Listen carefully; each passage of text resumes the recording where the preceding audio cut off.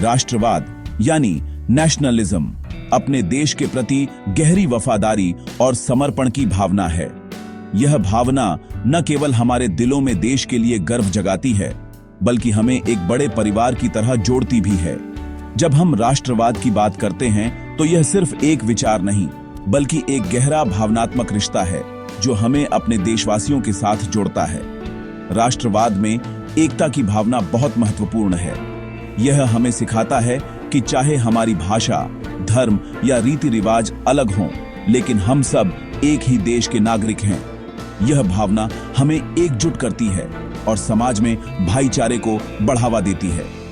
राष्ट्रवाद की सोच लोगों को एक साझा पहचान देती है जो उनकी जमीन, इतिहास और संस्कृति से जुड़ी होती है।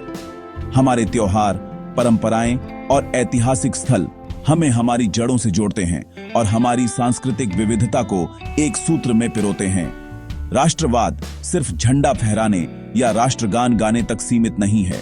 यह एक राजनीतिक और सामाजिक आंदोलन भी है जिसका मकसद एक नेशन स्टेट बनाना है जहां हर नागरिक को समान अधिकार और जिम्मेदारियां मिलती हैं। नेशन स्टेट वह है जहां नागरिक पूरे राष्ट्र के प्रति वफादार होते हैं, सिर्फ राजा या शासक के नहीं। यहां लोगों की निष्ठा देश के संविधान, कानून और मूल्यों के प्रति होती है, जिससे लोकतंत्र और नागरिक अधिकार मजबूत होते हैं। यूरोप के इतिहास में राष्ट्रवाद ने समाज को बदलने, लोगों को एकजुट करने और आजादी के लिए प्रेरित करने में बड़ी भूमिका निभाई। इसने लोगों को अपने अधिकारों के लिए लड़ने और स्वतंत्रता की भावना को जगाने में मदद की। आज भी राष्ट्रवाद की भावना उतनी ही प्रासंगिक है। यह देश को आगे बढ़ाने, नागरिकों में गर्व और जिम्मेदारी की भावना जगाने में मदद करती है। लेकिन जब यह भावना हद से बढ़ जाए तो यह टकराव, भेदभाव और नफरत का कारण भी बन सकती है। इसलिए राष्ट्रवाद को समझना और संतुलित रखना जरूरी है ताकि हम इसके सकारात्मक पहलुओं को अपनाएं, समाज में एकता और शांति बनाए रखें और नकारात्मक प्रभावों से बच सकें। 18वीं सदी के यूरोप में आज जैसे देश नहीं थे, बल्कि सैकड़ों छोटे बड़े राज्य, रजवाड़े और साम्राज्य थे। लोगों की पहचान उनके राजा या इलाके से होती थी, न कि किसी राष्ट्र से। समाज वर्गों में बंटा था, राजा, कुलीन, पादरी और आम जनता, जिनके पास कोई अधिकार नहीं थे। आम लोग भारी टैक्स देते थे और उनकी स्थिति जन्म से तय होती थी। एक ही साम्राज्य में कई भाषाएं और संस्कृतियां थीं, लेकिन कोई साझा पहचान नहीं थी। इस असमान और बंटी हुई व्यवस्था को ऑन्सियन रेजीम कहा जाता था, जिसमें बदलाव असंभव लगता था। लेकिन नए विचारों और मध्यम वर्ग के उदय ने राष्ट्रवाद के बीज बोए, जिसने यूरोप को बदलना शुरू किया। यूरोप में राष्ट्रवाद की शुरुआत 1789 की फ्रांसीसी क्रांति से मानी जाती है। इस क्रांति ने राजा की प्रजा की जगह राष्ट्र के नागरिक की अवधारणा दी और संप्रभुता जनता को सौंप दी। ला पात्री और ले सितोएं जैसे विचारों ने नागरिकों को एक साझा पहचान दी। नया झंडा, एक भाषा, समान कानून, इन सब ने एकता को मजबूत किया। स्वतंत्रता, समानता, बंधुत्व का नारा पूरे यूरोप में गूंजा और क्रांतिकारी विचार फैलने लगे। फ्रांसीसी सेनाओं ने जहां जहां राजशाही को हटाया, वहां राष्ट्रवाद की चिंगारी जलाई। भले ही फ्रांस में अस्थिरता आई, लेकिन राष्ट्रवाद की आग पूरे यूरोप में फैल गई और इतिहास बदल गया।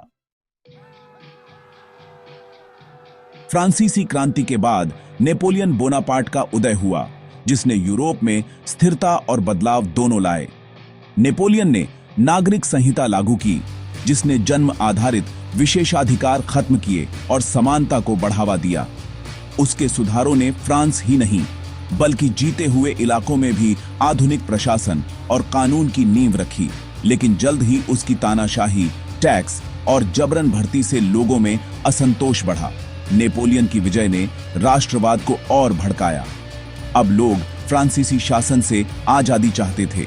उसने अनजाने में ही यूरोप के दूसरे देशों में भी राष्ट्रवाद की भावना को मजबूत किया। वाटरलू की हार के बाद भी राष्ट्रवाद की लहर को कोई रोक नहीं पाया।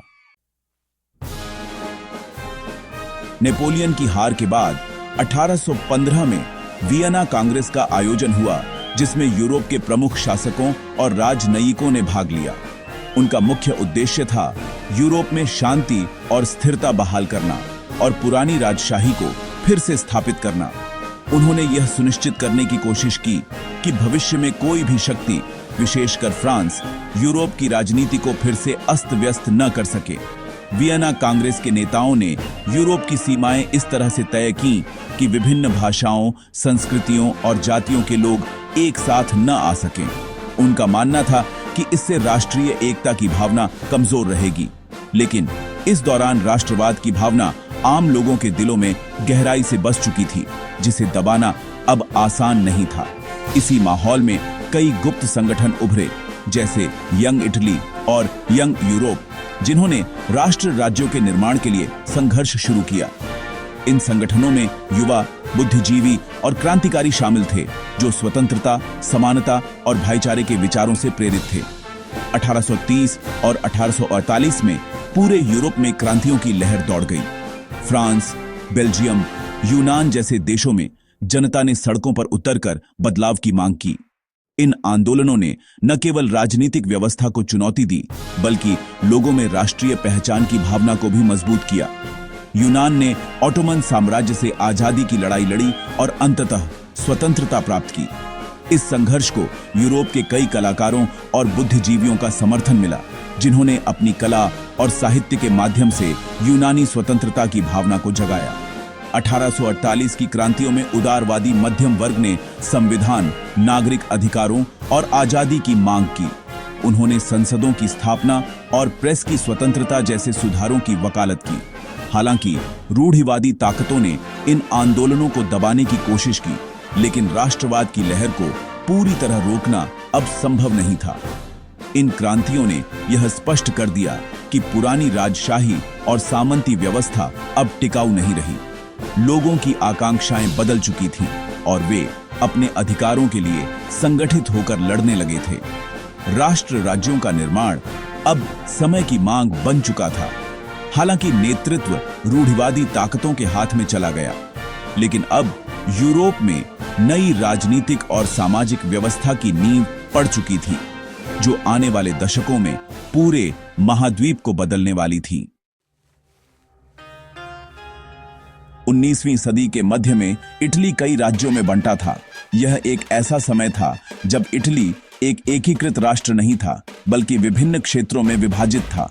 उत्तर में ऑस्ट्रिया, मध्य में पोप, दक्षिण में स्पेनिश शासक। इन विभाजनों ने इटली को एकजुट होने से रोका।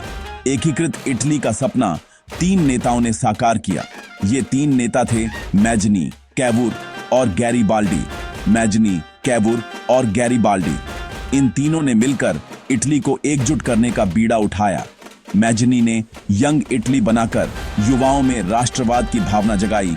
उन्होंने युवाओं को एकजुट किया और उन्हें एकीकृत इटली का सपना दिखाया। भले ही उनके विद्रोह असफल रहे, लेकिन उन्होंने हार नहीं मानी और अपने प्रयास जारी रखे।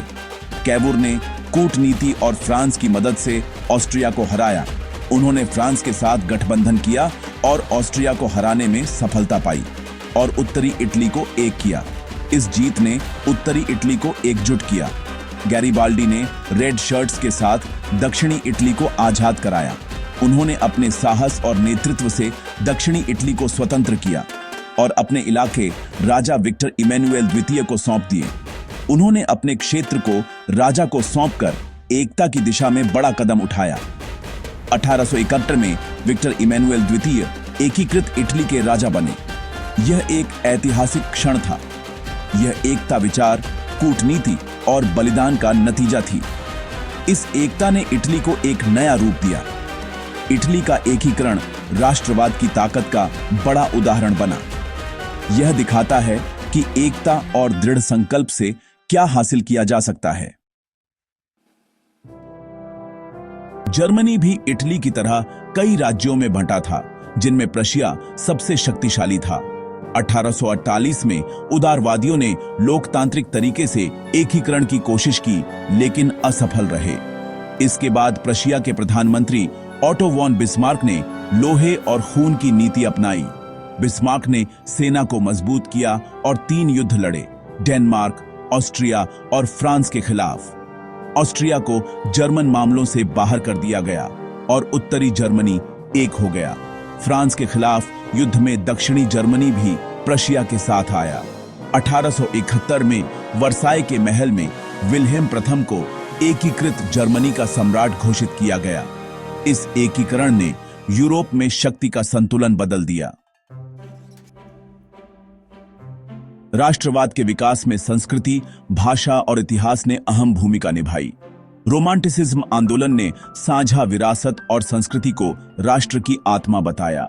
लोकगीत, कथाएं और नृत्य, इन सबको इकट्ठा कर राष्ट्रीय पहचान को मजबूत किया गया। भाषा राष्ट्रीय प्रतिरोध का प्रतीक बनी। जैसे पोलैंड में रूसी भाषा थोपे जाने पर पोलिश भाषा का बचाव।